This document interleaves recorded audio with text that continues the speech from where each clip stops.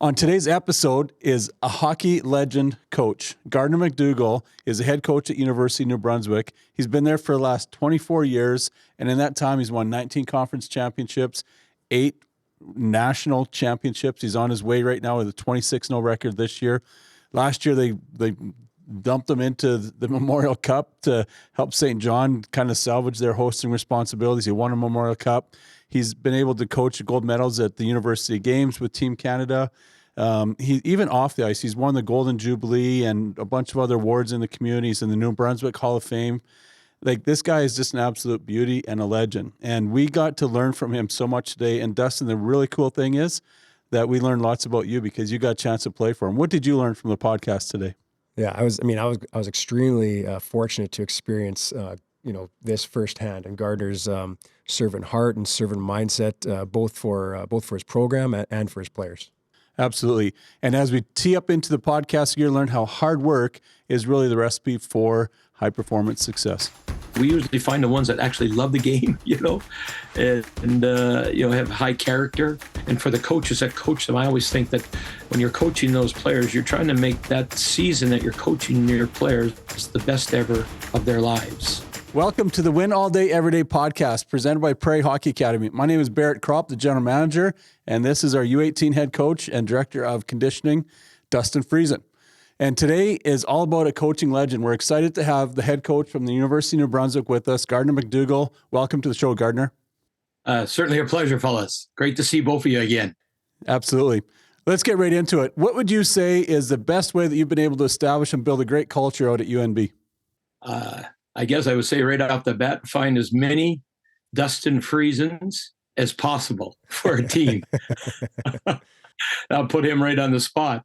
But it certainly is all about the people. And we've been fortunate at UNB to have a tremendous people.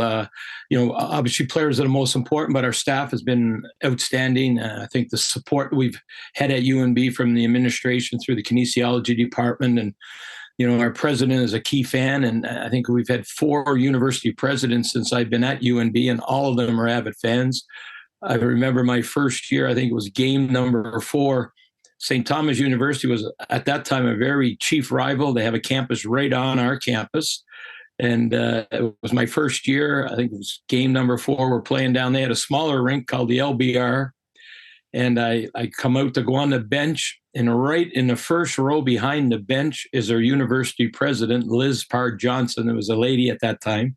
I thought to myself, well, we're going to find out how much of a fan she is because of the proximity, and it was going to be a really tight game. There's going to be a lot of emotions, including a lot of emotions from the coach to push the players.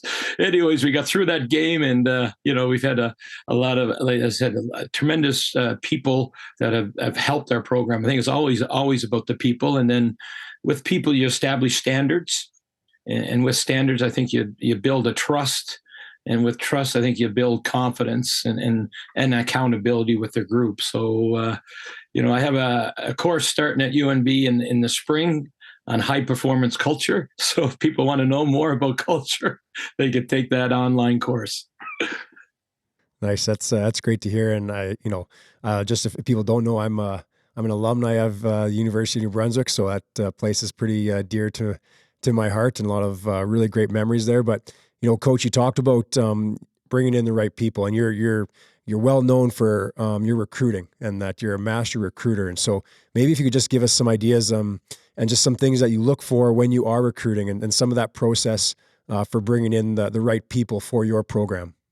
Well, I'd say is Dave Adolph listening today, but and then I'm sure he's still in Saskatchewan and a terrific guy, and I know. But I think it's all about really making a connection with the people that you're trying to recruit. I think that in this day and age, it's got to be some value in. It's got to be a double win. Obviously, we're looking for the right people first of all, and then hopefully they have the right skills and talent and character that are important for our program. But it's also we have to provide something for the player as well. It has to be a double win. And I think a vast majority of the players that come to UNB, they come really for 2 reasons. One is the excellence and an opportunity to win. We've had players that have the majority of our players would come from the CHL now. When I first started, we had a number of junior A players, predominantly, from Saskatchewan Junior Hockey League. We had a lot of good players from that league throughout the years. Just seems the way it's evolved now. And we did have a player cap in our league at one time of 22 players only, which limited sometimes taking some chances on maybe some, junior A or tier 2 players. They raised the cap last year to 24, so it gives you a little more flexibility there.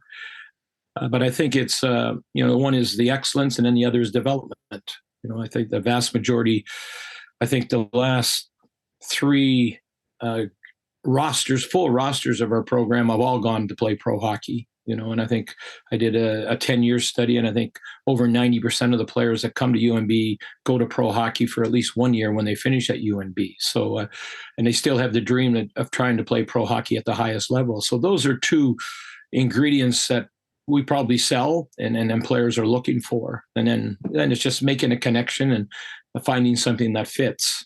Sometimes it's, it's what your needs are as a coach as well. I know one of my probably tougher moments, my nephew had been a 4-year graduate of the Quebec Major Junior Hockey. He was a captain of the Moncton Wildcats, a real good player. And the year he graduated, we had a number of players return. It was a 22-member cap, and I think we had 19 players returning. And, there was 2 local players at that time. Actually, 3. We ended up 3 local players. We had 3 availability. And I somehow tried to talk my sister into, telling them to go to the East Coast League till Christmas. And then I think the Allen Cup was being hosted by the Moncton area. So I said, you come to play East Coast till Christmas, come to UNB, take classes, practice with the senior team, participate in the Allen Cup, and then you got 4 good years with us after that. But it didn't quite go over, and he ended up being a real good opponent for us for 5 years at St. Mary's and was their team captain at the end of it. And the one good thing, my last year, I got to coach the University Cup All-Stars versus the World Juniors up in Oakville, Ontario. And Stephen Johnson was the lad's name, and we got to pick Stephen. We had 13 forwards, and I said, I don't know where you're going to fit in, but he ended up being in our top 6 and played really well for us. So sometimes there is, how many spots you have open and what your needs are and all that type of thing. But I think, to me, the number one thing is building a connection and, going through the process and, building that connection with the player that this can be. I consider it's probably the biggest decision of a player's life when they make the decision to come to university, or, often we're looking at players going to pro hockey or deciding to come to, UNB. And, and I always say it's, the biggest decision, but can be the best period of your life as well. Yeah. I remember talking to you a number of years ago when we were trying to get our Trinity Western program built up and called you and bent your ear for an hour and was thankful for that time then, because there was 2 nuggets of wisdom that I really have used at that time at Trinity, but also now as we're here, that you said to me was you look for captains and leaders of those other teams, and you recruit smart kids, because when you got smart players coming in, then that's kind of a bit of a bypass on the cap that they have on scholarships, because they don't count against the athletic cap. They go against the academic cap. So is there some more of that? Like if there's a young junior hockey player, a young U18 player that's out there, is that still that truth that you're looking for great leaders and you're looking for smart guys? Yeah, I think those are, certainly part of it, because you have there's a similar to, the NHL has its player cap, salary cap per se, and NCAA only have so many scholarships, same as U Sport. There's only 14 scholarships per team. And if you have academic All-Canadians, you can get additional scholarships. So you try to treat the players as best you can, and, so it certainly helps. It's not a ultimate, but boy, it helps, because we, like you say, try to treat them. And sometimes it inadvertently, I think it helps when they're captain of a major junior team. I think, to me, leadership is responsibility shared by everybody on your team. And, but you only have one person wear the C, which Dustin was, one of our best ever captains while he was, with our program at UNB, and won 2 national championships as the captain. So it's that we talk about standards like that. But I think if we got leadership, and I think they've had responsibility, and it's not for everybody coming to UNB. And I said, there's higher standards. We're going to expect more. We probably treat our players, I think, the best of as good as anyone can in the country, with their facilities and everything we do, we have high standards in everything we do. But, sometimes not every player wants to, to go to those standards. So, and I think that's always, I always ask them, 1 to 10, how do you like practice? And, you look for, some players are, usually players want to get better. I think that's the biggest thing, is their value. Can I become a better person, first of all? Because I think you're going to be a person a lot longer than you're going to be a hockey player. Right now, they're in their prime of their hockey careers, and that's what they want. But, when university's done, whether they're 23, 24, 25, if they go on to pro hockey, the average pro hockey career is, the last stats I saw was 4.8 years average. So let's say you play 10, you're still only 33 or 35. There's a lot of living left to do, so that's where I think you want to gain values that are going to help you when hockey's done as well.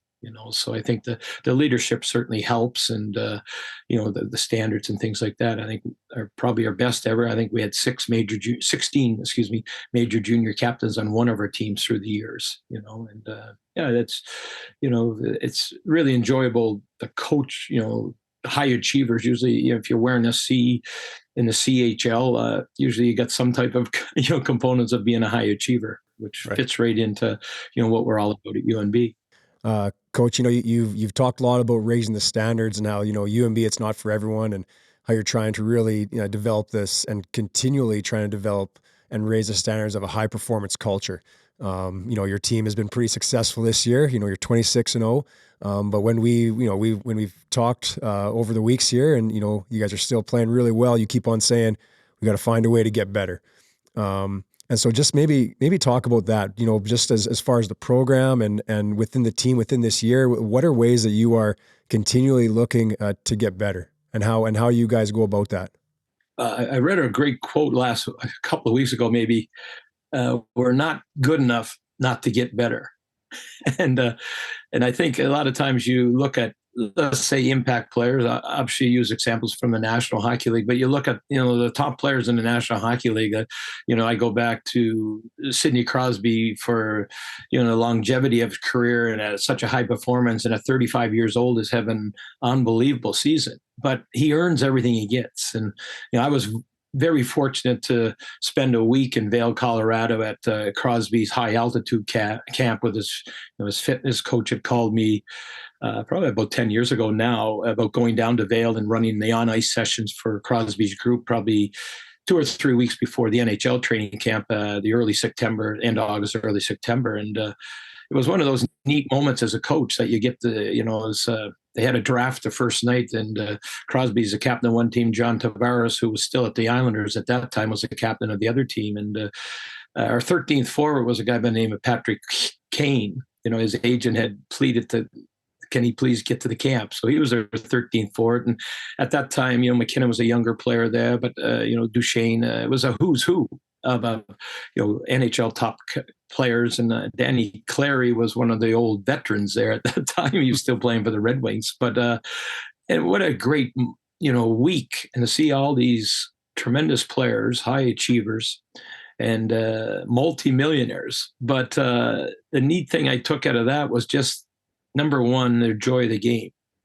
So I have a little saying, like, to coming to UNB, and I remember Dustin, one of our calls at that time, I was just getting started here, and we didn't have that much funds to bring guys in for recruiting trips, which is a big part of the thing now. But I remember talking to you on the phone, and I kind of saying, it's not for everyone here. It's all about work here. And I could almost hear you going through the phone.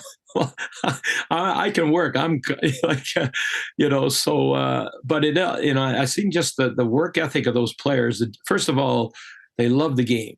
So I think, work ethic is a big part of our success at UNB. So I think, hard work without joy is a thing called drudgery. It doesn't last. But hard work with joy leads to high performance, and not just in hockey or sport, but in life. I think you got to learn to love what you're doing, and not everyone has that. Has a job that they absolutely love, and that's why I've been fortunate to do something I absolutely love. For the last 30 plus years, and including 24 here at UNB. So I think that's a big part of that, to just seeing those players and their work ethic, and then how competitive they were. So I'm sure, a player from 6 years old hears those words, his 6-year-old or 7-year-old coach. And I'm sure the guys in the National Hockey League hear those words. We got to work harder or smarter or longer, and we got to compete for pucks, So there's parts of the game. I think the game certainly has changed through my time in it, but there's still components. I remember when I first started coaching, there's an older fella back in PEI, and I'd had him as a coach when I came up through, the midget and that type of thing. And he said, like, if you're going to coach, there's 3 things that you got to do as a coach. Number 1, you got to find people that want to work. And number 2, you got to want to find people that don't mind chasing pucks. And then number 3, you got to find people that like to be around one another. And, that was many years ago when he said that. But those components, if you can get your team to work and to get on pucks and to enjoy playing for one another, that's a great foundation for any level of hockey. Mm-hmm. You've been a master of developing your culture of excellence at UNB. You've talked about, the recruiting and how you continue to build that, and you look for those hard workers. But you've also found great success in short-term competition. You've won multiple gold medals with Team Canada at the Universiade Games, and even just last year in a 5-week window, you took a team that lost out in the first round, and you won a Memorial Cup with St. John. Obviously, you don't have a long runway to do that. You had 5 weeks to sort of even turn that program into a Memorial Cup champion. So what were some of the things that you've pulled out of your university career and the excellence that you've established there and made a part of your run at the Memorial Cup, for example? I think I've been fortunate to have a lot of great experiences and throughout the years, and that would have started in Manitoba and Saskatchewan. And, even in Saskatchewan, the LeBret Eagles are no longer, a franchise, but I got to be, Brad McEwen's a very dear friend of mine, and Brad was there 1 year before I was, but it started an expansion franchise. So what we did there, we used to take our top candidates, maybe if it was, it's tough as a 16 and 17-year-old to even make the SGA in those days, but we'd take our young guys and any of our listed players at that time, and we'd take a trip to Toronto. And we'd take a team down to Toronto, and we'd play in a May-long weekend tournament down in Toronto. And we'd take the guys pretty well. We'd meet in Winnipeg, and then we'd go down, have one practice in Winnipeg, fly to Toronto, get a couple of practices before the tournament started. But we'd go to see a Blue Jays game. We'd go to the Hockey Hall of Fame. Gretzky's restaurant was still operation at that time, and CN Tower, all that. But we get to know the players really well. So even that short-term event, we learned lots of things. And then I was involved in, the program excellence in the under-17 program in both Manitoba and Saskatchewan, and got a chance to go to under-17 competitions and in Thunder Bay, or Timmins, Ontario, with Team Western. And so those experiences all helped down the road. I took teams when I was in LeBret, and then I had started the OCM Blizzard at that time, and we took teams over to Sweden, which was somewhat similar because we'd go over there and play 4 games, but you'd have to get your team prepared, play really good competition. One year we played Modo, which we played against the Sedins. The Sedins were still in junior hockey at that time in Modo, and so all those experiences helped. We've been fortunate to go to a lot of national championships, and a fair number of them have turned out successful. But you learn kind of what works, maybe what doesn't. We certainly made mistakes along the way, and things like that. So I think when you get these, and then the team U sport, I guess we'd call it, against the World Juniors, I've been fortunate to go out to Victoria, to Oakville last year in Moncton, and those are all neat because you're bringing a lot of new players, and you got to make an impact right away. And there's different team building things you can do right away, but it's just building the trust of the group as quick as you can. And trust is a twofold. The player, like I think one year I had won a coaching award, and I said, I have to thank the players for trusting us as coaches and letting us coach. But I think the players would thank us that we allowed them to play.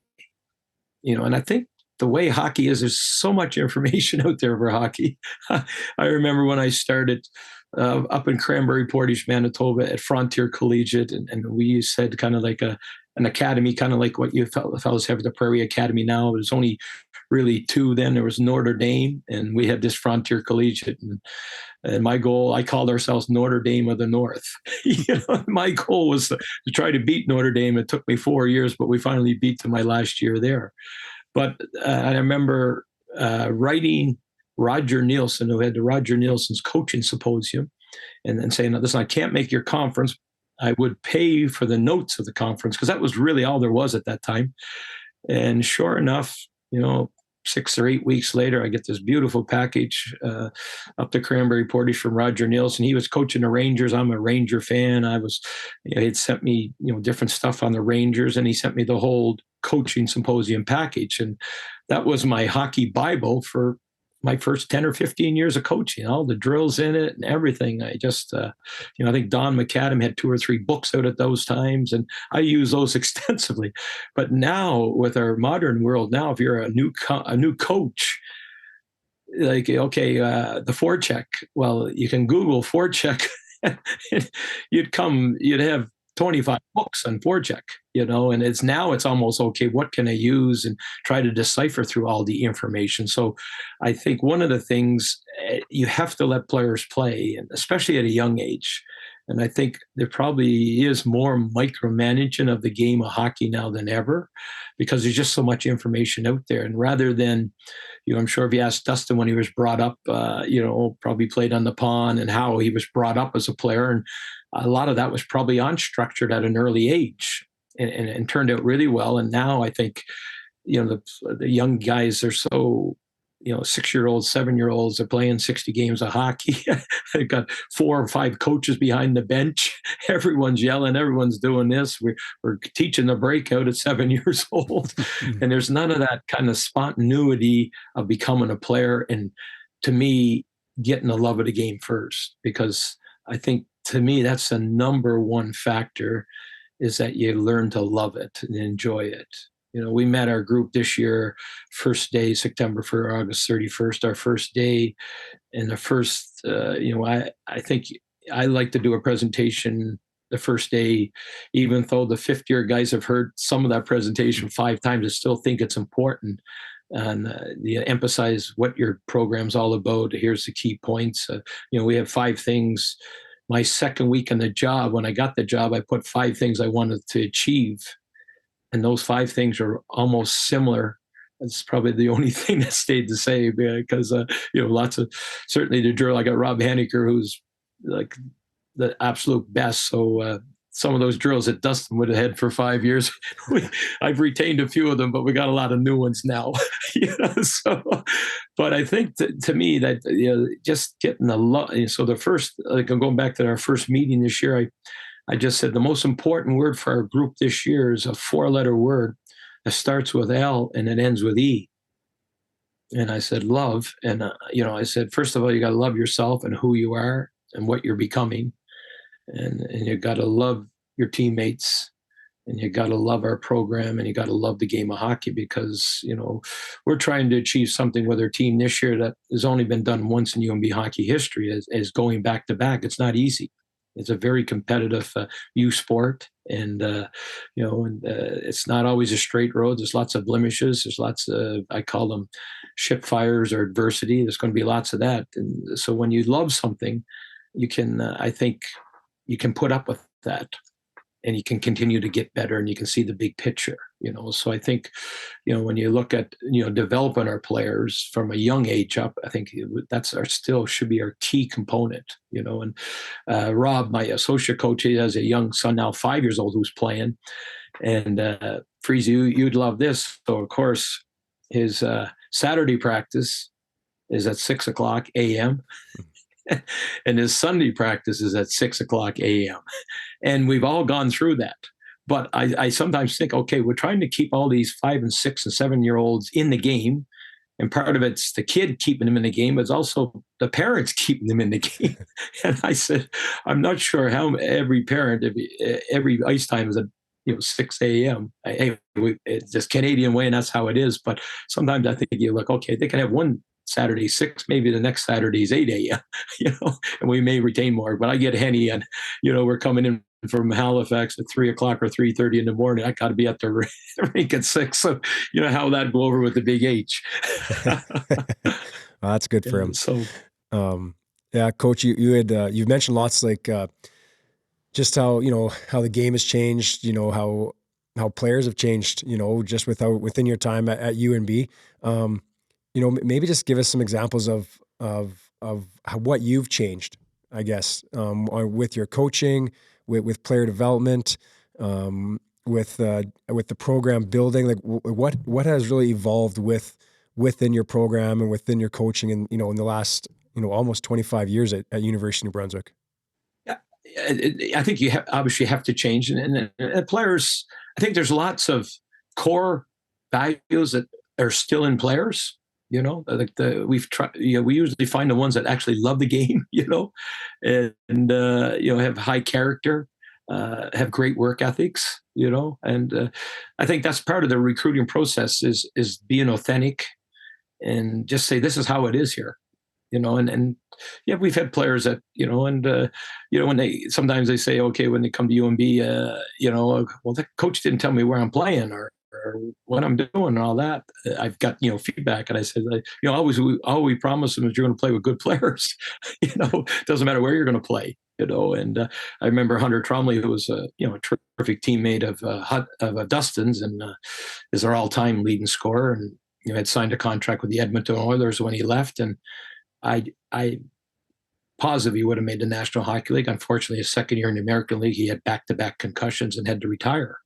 But I remember when he came in his recruiting trip, he just wanted to see the rink, and he wasn't worried about anything else. He never asked once, where am I playing, or never asked about anything. He just, can I have 5 minutes? I want to see the rink. And he kind of looked around the rink. He come back, yeah, I'm coming. But he was one of those special guys. He just loved the game. And when you can find those, but it also sets a standard. There's our absolute best player in the world. There was no like, I need this, or what about this, or where am I doing this, and that type of thing. And, so it's a good standard when I talk about, players that want to come here, but yeah, you certainly have to change. I mean, there's some things we do the same. We do, I think, big into team building because we try to get players across the country, we could use probably some more Western Hockey League players. We haven't had as many lately, but we've got a gem, and Sam McGinley joined us, a former Swift Current Bronco. And unfortunately, he had shoulder injury, missed most of the first half, but he's going to be a dynamic defenseman for us. Very, very good. And Griffin Outhouse is a former Western Hockey League goalie, had a brilliant career in Victoria, and he's having the best year of his career this year. He leads Canada in save percentage and goals against. He's been spectacular. And last year he had a back operation, so he never had a chance to get fit all summer. And so kind of, trying to catch the train all year, still had a solid career or year for us and part of our national championship team. But he's gone to a new level this year. And I think that's one of the things we expect, a player to try to get better every year here, find some way to get better in your game every year, so, but I think you always got to evolve as a coach too. You got to, I think we're going back to asking guys how much they like to practice. If it's a good year at UNB, we have over 100 practices. So I say you times 4 years, that's 400 practices. So if I got some guy saying, how do you like practice? And some guy says, 6 out of 10. I said, I don't know if that's going to work, if you don't enjoy it. Cause and they're not always easy. I mean, I think that part, especially this year, we've had, some success in the regular season. So we have to, make our practice maybe a little tougher as well. We got to create some adversity somewhere along the way here, so, but I think you evolve, you find ways to do things better. Simplicity is the ultimate form of sophistication. And I think the simpler we can make the game, the better it is. And we've spent a lot of time, probably last 8 or 10 years, trying to simplify what we want to teach and how we want to teach it. And I read a great book. You have 30 seconds to make an impact.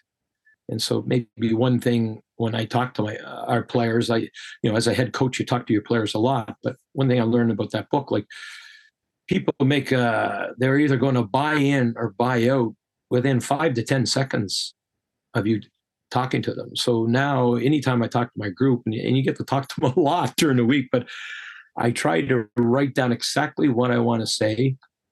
And I write it down because I never use notes when I speak to it. I always want to have it in my mind, when I'm going to talk, but I will go over that, even like, say, to start a practice. If I'm going to come in, there's always some message you want to send your team every day, I think, and whether it's you or, associate coach. And so whatever you're going to say, I try to write it down. And, you got to start with something. Curiosity, I think, is a powerful part of intellectual learning, rather than just giving everything out. I think you got to make players kind of find out, why we're doing this or whatever it may be. So I think that's one thing. My communication, I think, is improved throughout the years at what you want to say, and then even at practice, and when you're going to talk to your team at practice, is seeing what message are you sending. And I think you can have theme weeks. Okay, here's what we want to do this week. Or we've got 2 big games.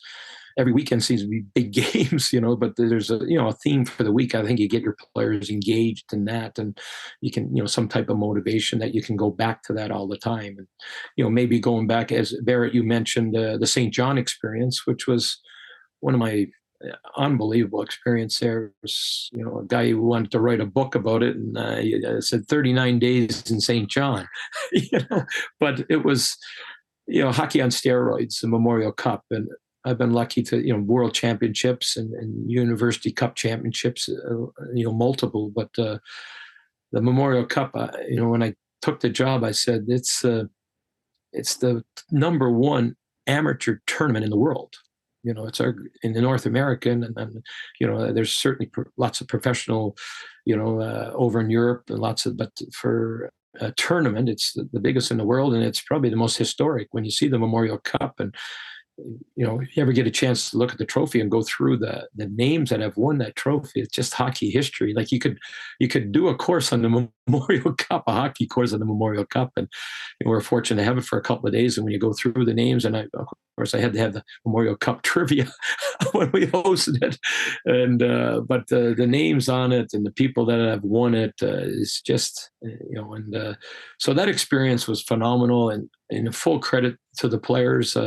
St. John had a tremendous team, and they had, the second half of the season they had extended winning streak and ran over the Maritime Division. Unfortunately, the Maritime Division wasn't that strong with COVID and younger, just in a rebuild of, the team. So they probably didn't get pushed. They played some good teams up in Quebec, but it was just probably tough circumstances. The coach there did a great job in the regular season with them, and unfortunately they ran into really well coached Rimouski team that was a 5-game series rather than a 7-game series, just because of the time frame with COVID, and the playoffs were in May.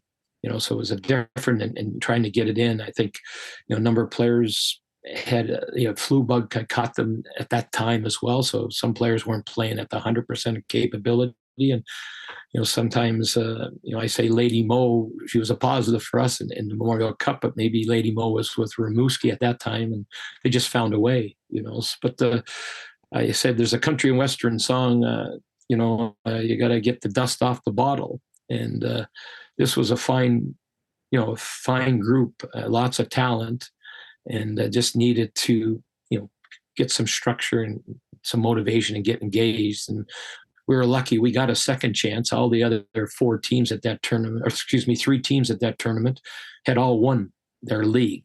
And we were the only team that didn't get a chance to win, so that was a powerful motivator for our group. And we kind of got a mulligan, I guess you would say, because we're hosting, so sometimes in life, everyone's going to get a mulligan sometime in life, of some part of their life. And I said, when you get a mulligan, you want to take full advantage of it. And I can't say enough, about the group. And we have a fitness instructor, because our days were structured. We worked out and then we practiced, or we practiced and then we worked out. And we had to overwork them. There's no, we had the 30 days or so to get ready, and we just had to get at them, and in a good way. But we had to, it had to be high work ethic, and our fitness guy did an outstanding job. He had to push, and because you have no idea. And my experience in major junior hockey was somewhat limited. I had five games with the Swift Current Broncos. I think 1998, Todd McClellan was leaving for the World Juniors. Brad was taking over. I had taken 1 year off of hockey to be an elementary school physical education teacher, and I got a chance to teach my son and my daughter a grade 1 to 4 school. And the school division, the Paw, Manitoba, was fortunate enough to give me a few days off. So I joined Swift Current on the weekend, and I got to coach 1 or 2 games with Todd. Then he left for the World Juniors. So Brad and I went to the overnighter from Swift Current to Kamloops and Kelowna and then Prince George. And so we went 0-4-1. So we got a tie up in Prince George, and they had a great team that year. And then we left Prince George, and Toledo, who's still a longtime friend of mine, was a trainer there, and they had their head scout along on the trip. So we talked from Prince George, not all the way to Swift Current, but a good part of it went through every draft in the Western Hockey League history.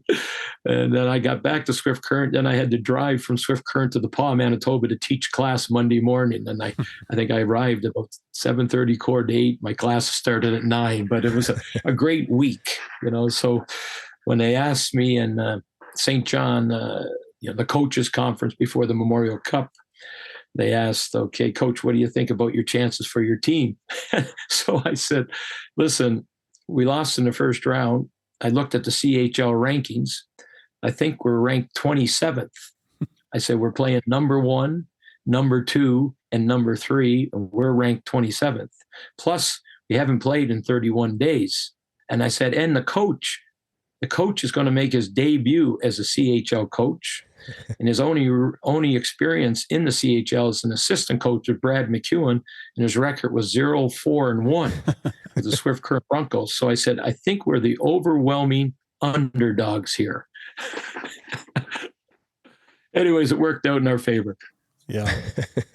Well, it's brilliant storytelling. Love it. Love to hear your journey, right from your time in places like you mentioned, LeBret, and off to OCN and winning Coach of the Year there, and lots of Coach of the Year honors at, in the AUS and U Sports. And man, just there's so many great things about you, Gardiner, that we really appreciate. And just a real down to earth guy. Like you're just someone that leads on the ice as much as you do off the ice. And we could probably have a whole nother podcast about all the things that you do off the ice for your players and in the community and how you've been recognized there as well.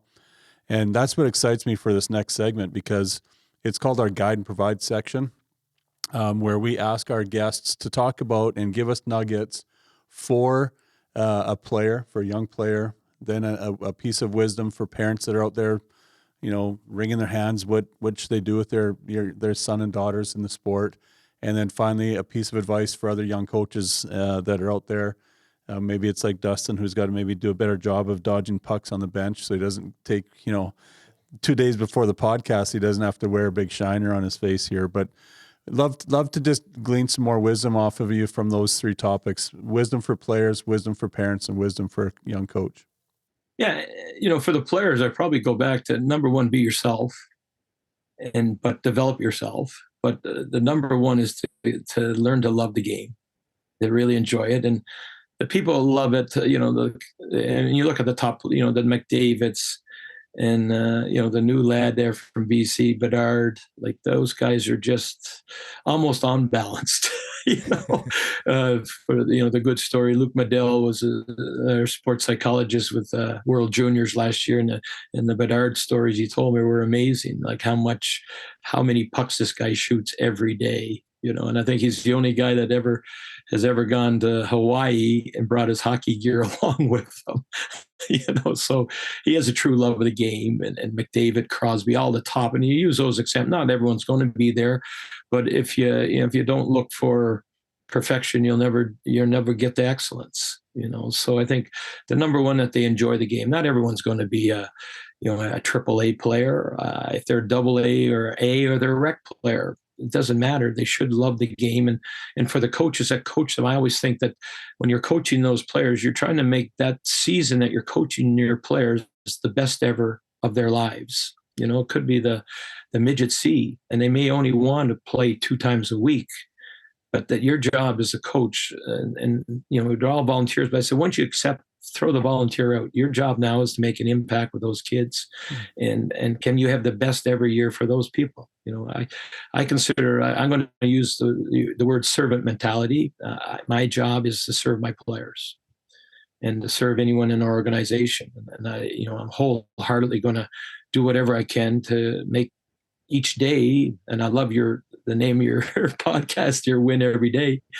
I'm trying to make every day the best day, and that's that servant mentality. And I think if more people had that, I'm here to serve, our world, first of all, would be a lot better spot, and our country would be a lot better spot, and our provinces would be a lot better spot, where we forget about the ego and just said, here, I'm here to serve, and I'm here to help. And I think the more you help, the more you get back to you, So that's for players, is that they absolutely love the game. So then once you love it, they'll take as far as they want. They'll put the extra time in. It's not dad or mom pushing them to do the extra time or say, oh, we need to get this or that. And then for parents, I think the same type of thing. You're providing your son or daughter with an opportunity, and as a parent, and I'm lucky, as a coach, I've coached for over 30 years, but I was also a parent of a son that got to play, through the minor hockey system and the AAA system. He got to play 5 years of major junior hockey. He got to play 5 years here at UNB, and he got to play professional hockey.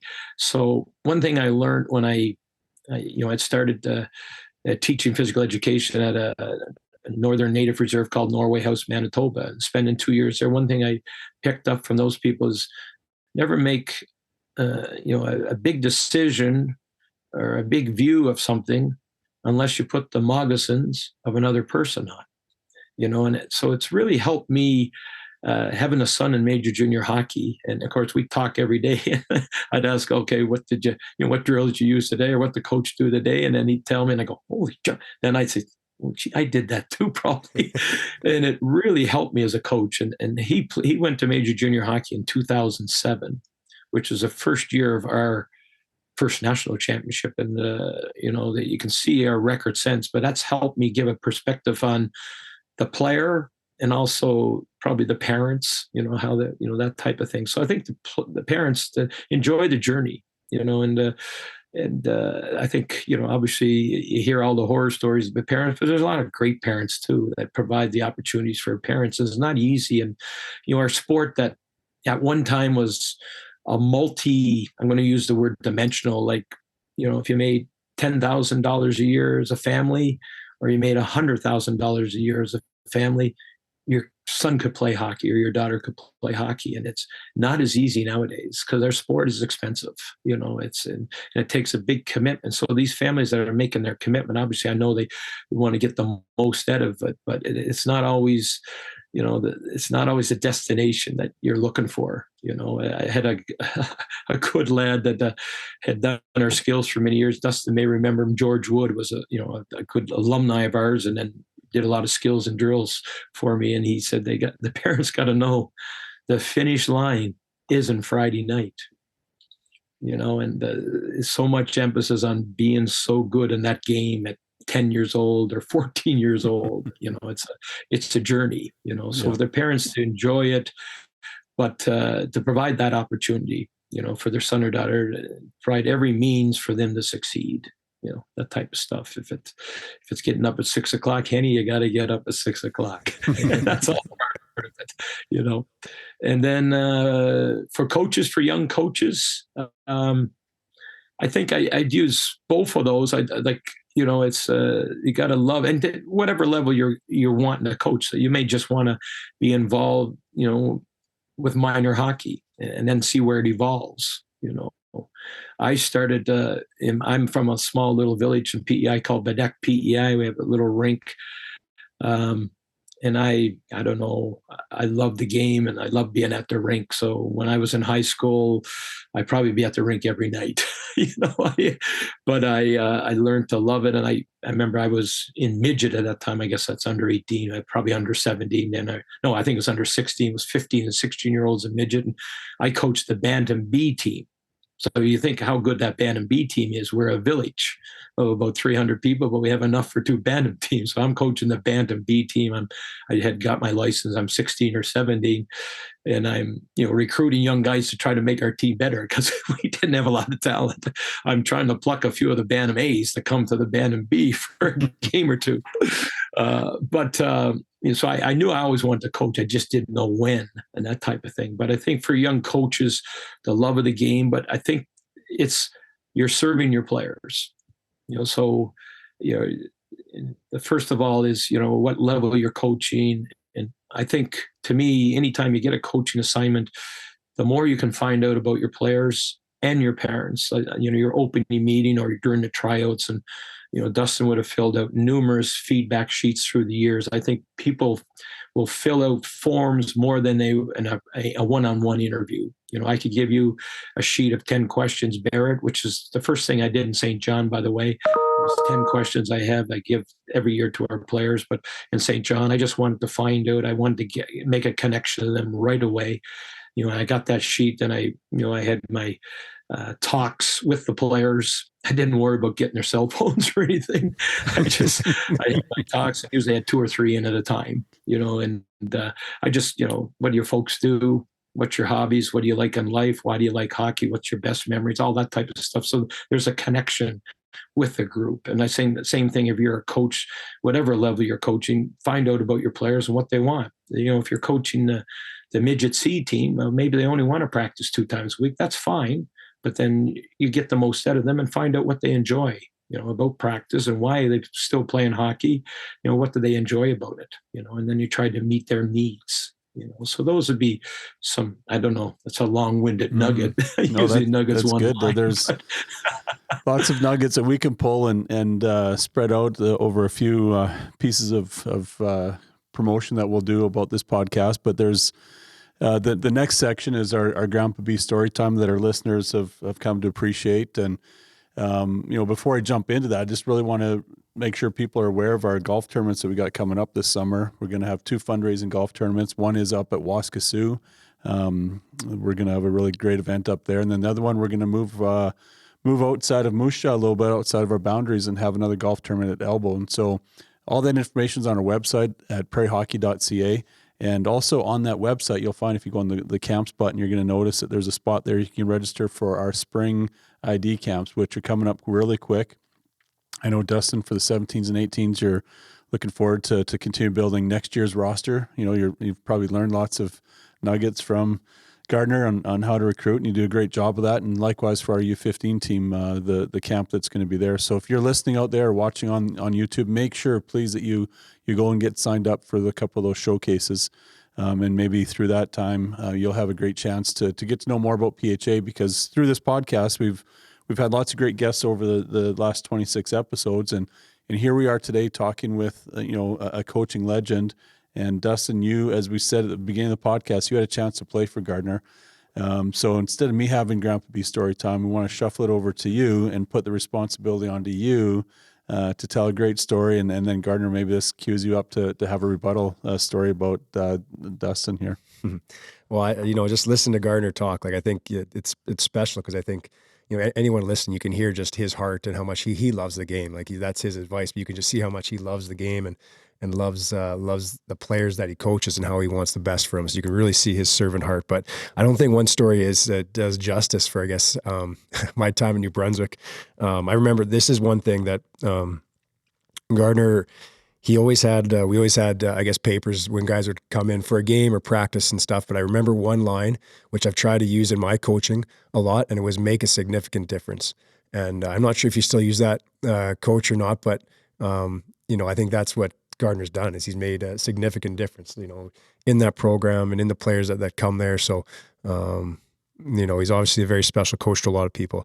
I do remember my first year there, we training camps were coach liked to work, and he liked to work his players, and our training camps involved a lot of running, a lot of skating. I do remember a certain particular run, the campus run, where we started at top of the Aiken Center, down the street, the steep hill between the two campuses, across the soccer field, and then up the windy road, or up the windy trail, going all the way up the campus. And coach would be there at the top with the stopwatch, just checking to see what time we came in at and how in shape the guys were. And we did that for probably a week straight. So I do remember that. Fortunately, I was that was an okay event for me.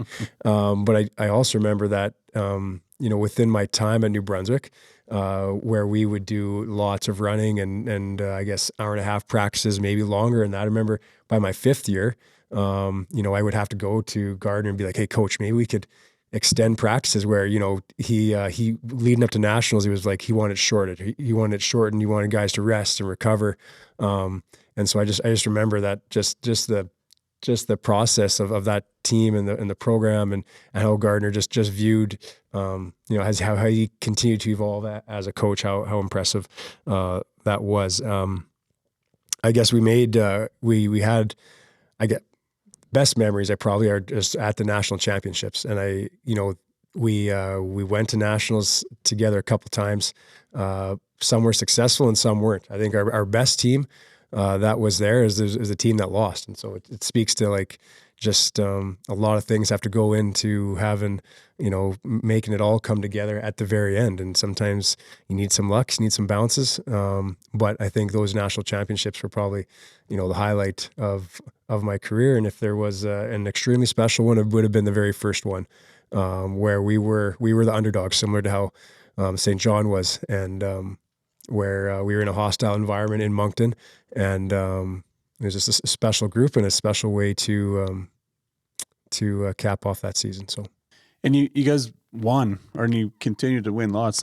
Just so our listeners and viewers are out there are aware, if you missed the opening, 8 national championships, 19 conference championships. Like we just talked about Memorial Cup. You're Coach of the Year at U Sport, at MJHL. You've put on, over 100 players into academic All-Canadian positions.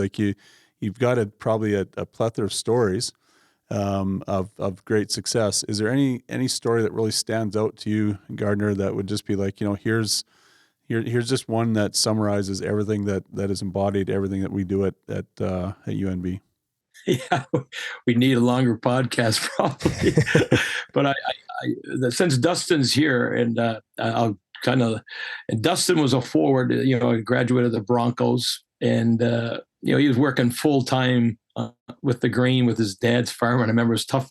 It was a couple hour time difference just finding the connection with him. But he turned out to be one of our best ever recruits. He came in as a forward. Sometimes necessity is the mother of invention. And we had, I think it was Dustin's second year probably, we were down. We had a smaller lineup that year, and we were in the AUS finals. I think we're down to 3 defensemen. And Dustin was a very valuable forward for us, tremendous. And reluctantly, I put him back to D, and I thought he could be a pretty good D.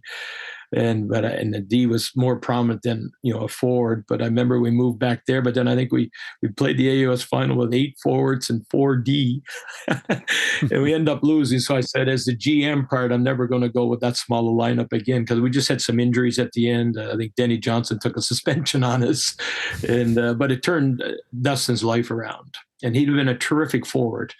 but he was even better defenseman. And it's harder to find great defensemen. He had 5 great seasons for us, and then obviously pro hockey here in North America at the American Hockey League, East Coast level, and then really found his way over in Europe and then DEL there. And if COVID didn't come along, probably would have even extended that pro career. And going back to his fitness, he talked about, and it's interesting now, Dustin, we go right on the ice first day. We don't have many runs anymore.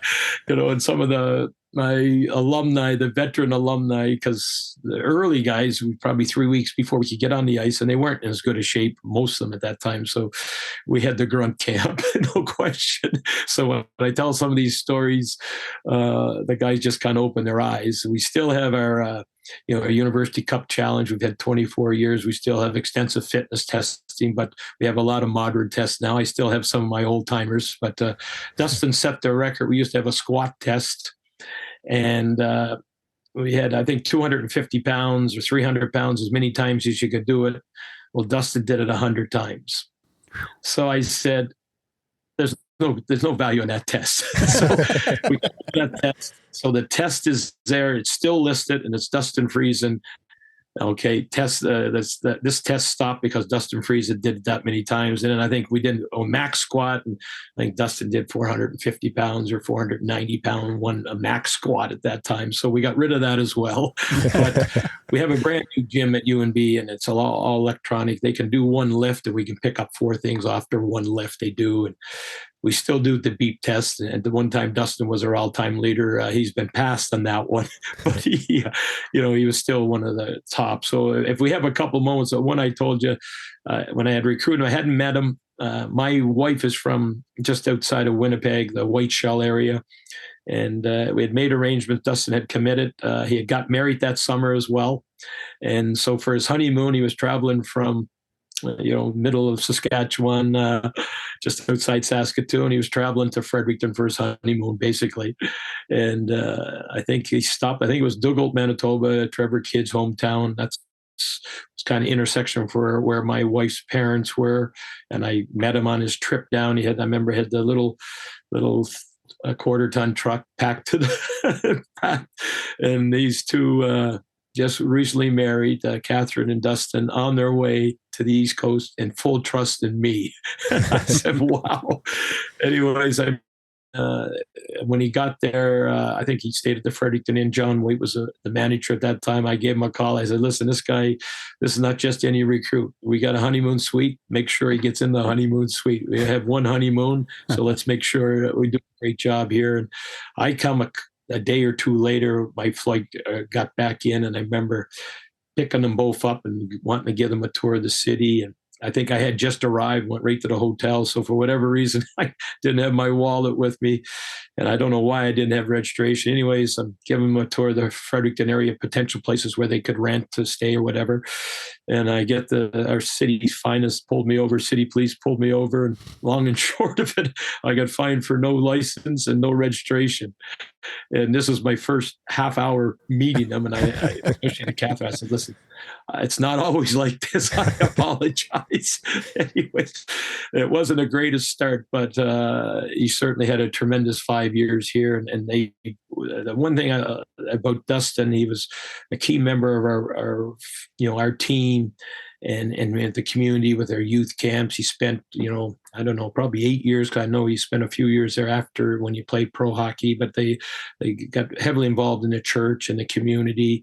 And still to this day, a lot of respect in the city. So we talk about making a significant difference. It's our university motto. And I use the word make a significant positive difference because sometimes there may be in the coaching world people that make a negative difference and kids quit hockey for different reasons. So I think you make a positive. And certainly Dustin is one of those people, special, the 1% club, I call them, that made a big difference here in Fredericton, his time here, and certainly over in Germany made a big difference over there. I'm, in your community there, I'm sure is making a big difference there as well in everything he does. So it's a privilege for me to be on a podcast with Dustin, because I just think the world of the accomplishments here. And for those players I was kind of privileged to have him as a coach, because I know he'll be an excellent coach. One of my mentors growing up, was a guy, was Dave King, and everything Dave King, and I couldn't go to enough conferences for Dave King, and I know his boy Scott works sometimes with your program and with the Warriors here in Moose Jaw, but Dustin to me has a lot of those attributes that Dave King had, as a coach, and how he relate to people and stuff like that. So we have a little thing here at UMB called JGS. I've been using as a motto here for about 5 years now. And I do a lot of motivational talks on the JGS, but the first word is 4 letters, starts with J, ends with T, which is just, and just getting started. And that's our philosophy here at our program. We're 26-0, but I'll go in tomorrow to practice, and I say, boys, we're just getting started here where we want to go. And I think it's a great way for people to live their lives. We can't change what's already been done. Yesterday is done. There's nothing we can do, whether it was a good day or a tough day. We have no idea about tomorrow or next week, but all we can be is the very, very best we can be today. And if everyone had that just getting started mentality, we'd have a lot of enthusiasm at our practices. And I truly believe Dustin is what he's done, getting his feet wet there, but he's just getting started in the coaching world as well. So thanks to both of you for allowing me to speak to your group there. Yeah, well, like I said, we're excited to have you on board, and even though it's winding up the end of our podcast, and I do believe we're just getting started at Prairie Hockey Academy. Right, we're in our 7th year. We've got Dustin leading our 18s team. We've got another one of your former players, Calvin Watson, who comes in and helps out, and his boys are part of our program. We got, I would say, as a general manager, one of the joys that I have of working with this staff is every one of our coaches has that servant leader mindset, like that you talked about. They're guys that love their players. They want to do the best for them. They go overboard. Like Dustin and his guys, all the way down through Rob and Trey, and then with Chris and I, their 15s. These guys are in the trenches all the time, and I know that they've been prepared and groomed by great coaches like yourself. And so, thank you for continuing to invest in your community. It's not just having an impact there on the East Coast. Your impact in the game of hockey is coast to coast and around the world, and it's making a difference in young lives. So you continue to. I don't think you're done at all. You're just getting started yourself, even though you've been there 24 years and you're 26-0. And you've got all these championships. I think you're just getting started yourself. So thanks for being on the show today with us, Gardiner. It's an honor to have you, and we look forward to maybe having you on down the road, maybe after you win another back-to-back this year. I hope you're a great predictor. Right on. Well, thanks for coming on the show. And to all of our listeners out there, make sure you give us a like, follow us on our podcast, share our show with others, and we'll see you out there in the hockey rinks soon. Thank you for listening to today's episode of the Win All Day Everyday podcast. If you enjoyed today's episode, we would ask that you leave us a 5-star review and consider subscribing to our podcast so you don't miss any future episodes. If you have any comments or questions that you would like us to answer in future episodes, please leave those below. Thank you for your support, and have a great day.